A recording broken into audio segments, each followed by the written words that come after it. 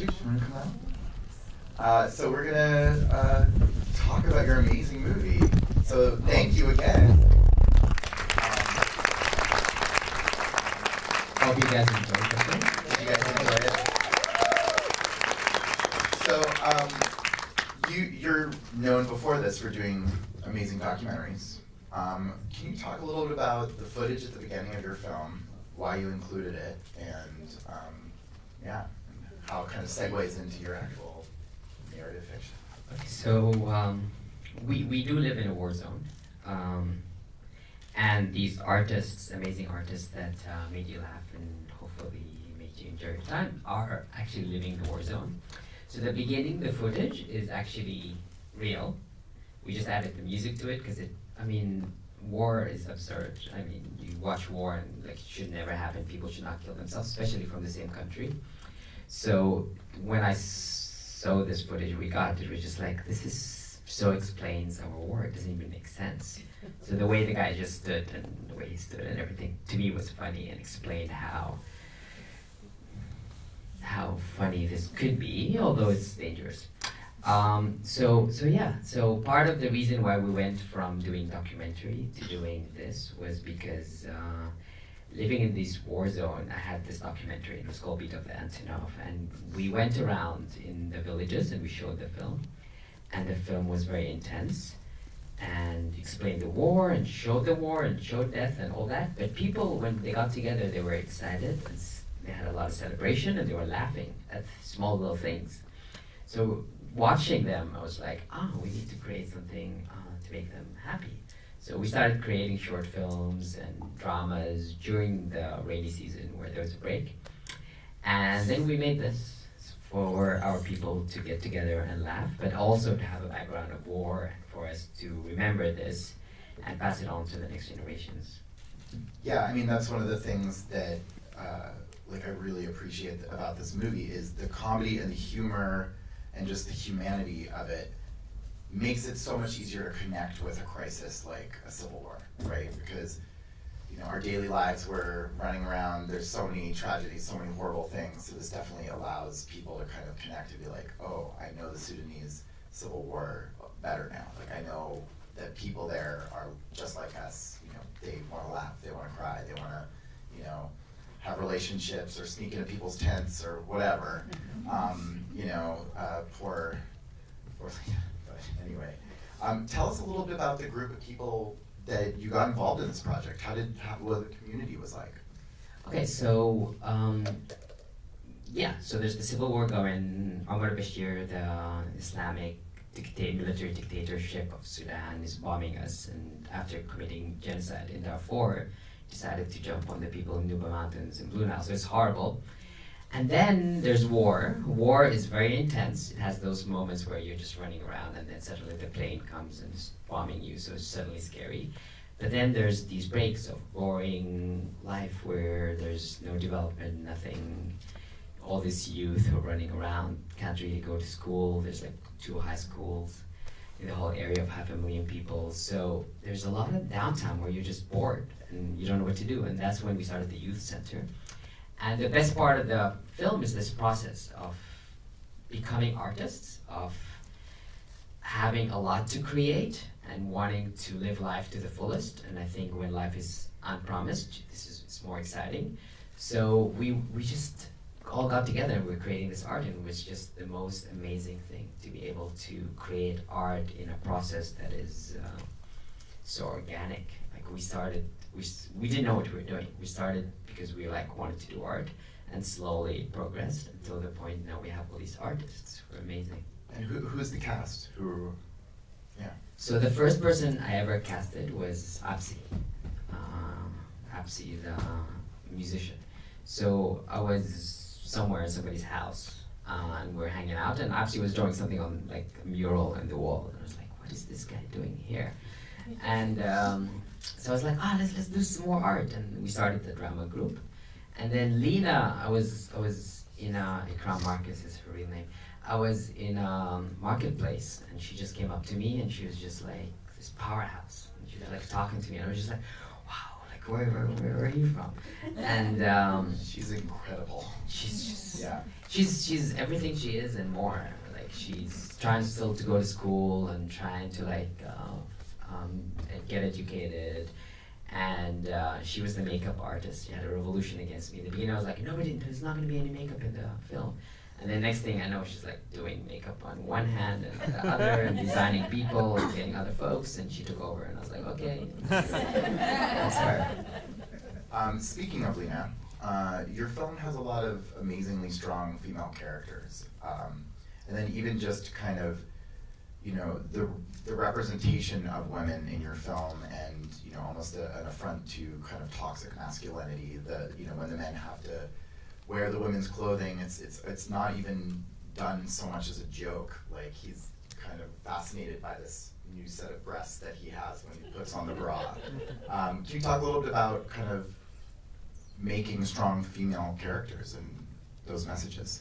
Yeah, that was very important from the beginning, and also not having the film end with the male figure winning the female. It's just in the end, that's not what's going to happen.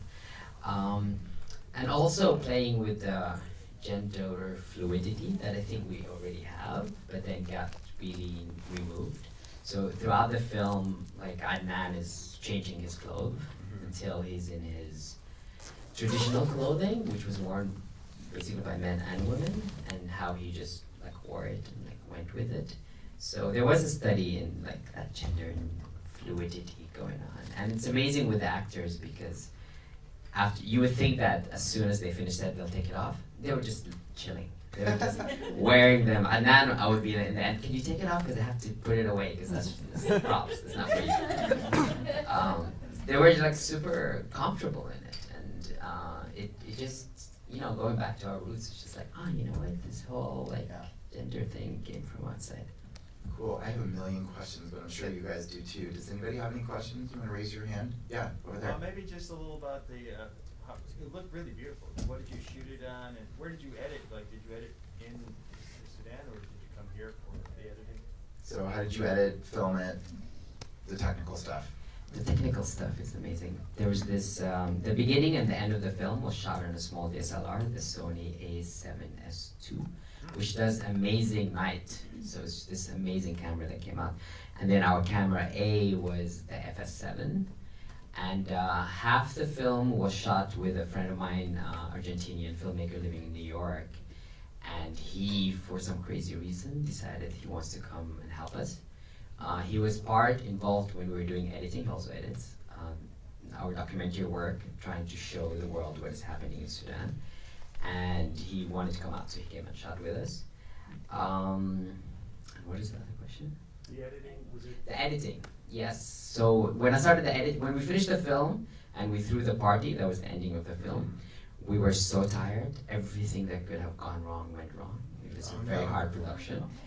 And we threw the party, and then I was so tired, I just disappeared for a month, doing nothing, hanging out, drinking barista, and walking around. I don't know, my cousin is here. He's It didn't happen. It didn't happen. But so then I had to start editing, and I was editing while I was there. So I was editing on a laptop.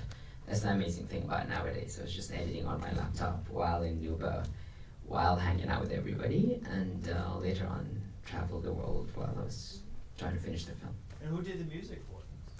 Nancy, the music in the beginning and then, her name is Nancy Munir. She's an amazing musician who's based in, she's Egyptian. And basically what she did was she took it in the beginning, she's like, when you're done with the film, give it to me. And she actually played music to watching the film. And she's one of those crazy musicians, I don't know how, who can play every single instrument in the world. And she was using brushes and things and random sounds and whatnot, and she created the sound. Yeah, it's the perfect accompaniment. It's wonderful. Anybody else have any questions? Yes. Can you explain what Lena meant when she said, "Go find yourself and then come back"? Was that sort of I'm here for you? No, I think it's whatever you got out of it. I feel like, to me, Lena is like to me, this is questioning revolution and why we fight. Because in the beginning, if you talk to me back in 2013, 2014, we were like super revolutionaries. We thought we were gonna take over Bashir, take him out, and using all this nonviolence and all these groups and different things, and we thought we were gonna win Sudan and change it. And then a few years later, like the war is continuing and we're just continuing the struggle and whatnot, we kind of like still had the rhetoric, if you come in to ask us, but then we were just running around doing whatever we're doing. And I feel like Lena personifies somebody who actually really knows. And like I quoted a lot of other black revolutionaries, like Kuko Blues wears the red beret from Sankara, there's Fanon, President of the Earth. Lena says, my pan is better than your weapon, which is referencing the Black Panthers with breakfast program. So she to me is like the person who really knows. So to her it's just like, go and free yourself and come back. It's him, but it's more like all of us. It's just for us. Go on. So one of the, oh, sorry, yeah. Yes, ma'am, yeah. Could you say a little bit about how you got the financing for the film together? Okay, so we did the documentary, Beasts of Antonov, which aired on PBS. So we had some money. So we bought the camera, the small camera, and I went there, and I have a co-producer who's in South Africa. And I was like, oh, we're shooting this film. And I started shooting in November with no money, with whatever.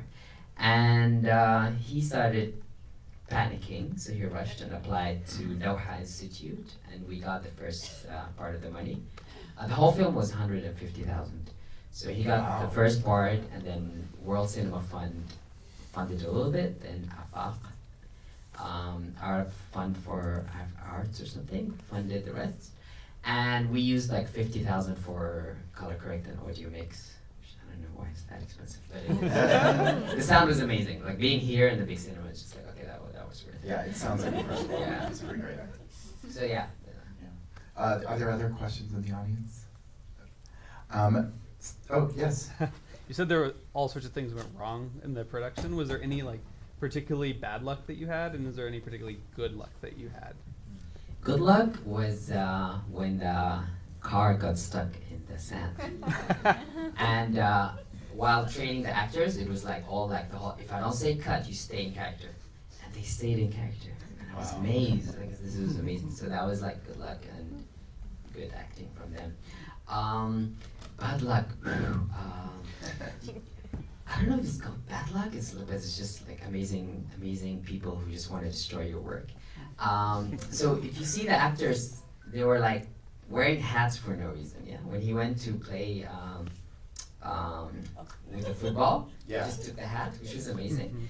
But so I got into trouble with this guy who's like the Secretary of Information when we were there, and we went overboard, and they started this little war between us. And he took my soldiers and took them to the army, and he tricked the army into saying that they're his.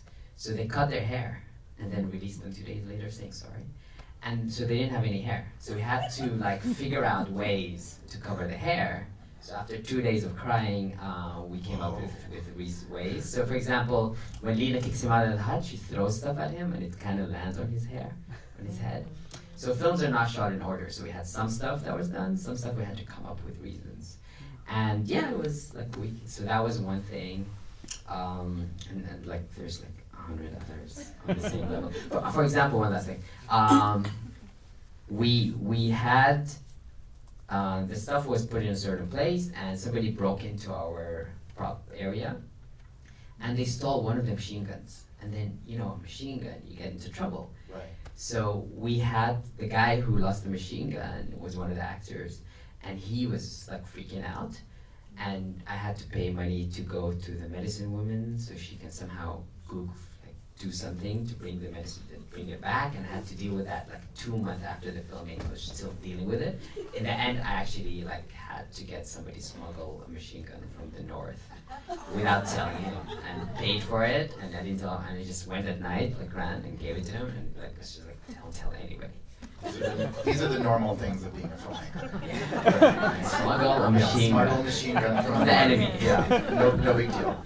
I would love so much to continue this conversation, but we have to clear out for the next screening. So thank you.